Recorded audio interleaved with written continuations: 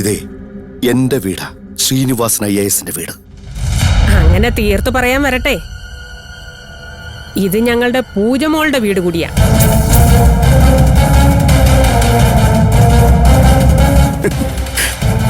നിങ്ങളുടെ പൂജയോ എന്നാരും പറഞ്ഞു? അത് പിന്നെ പ്രത്യേകിച്ച് പറയേണ്ട കാര്യമില്ലല്ലോ സാറേ. സാറ് വന്നപ്പോ ഞാൻ അന്ന് ഇതെല്ലാം പറഞ്ഞതല്ലേ. എന്തു പറഞ്ഞു? ആര് പറഞ്ഞു? സാർ ഇത്ര വേഗം എല്ലാം മറന്നുപോയോ? ഞാൻ പറഞ്ഞതല്ലേ, പൂജയും എന്റെ മകൻ ഷാനുവും തമ്മിൽ ഇഷ്ടത്തിലായിരുന്നെന്ന്. നിങ്ങളെന്തോ പറഞ്ഞു വിചാരിച്ച് ഞാനങ്ങ് വിശ്വസിക്കണം? വേണ്ട, ഞാൻ പറഞ്ഞതുകൊണ്ട് നിങ്ങൾ വിശ്വസിക്കണ്ട.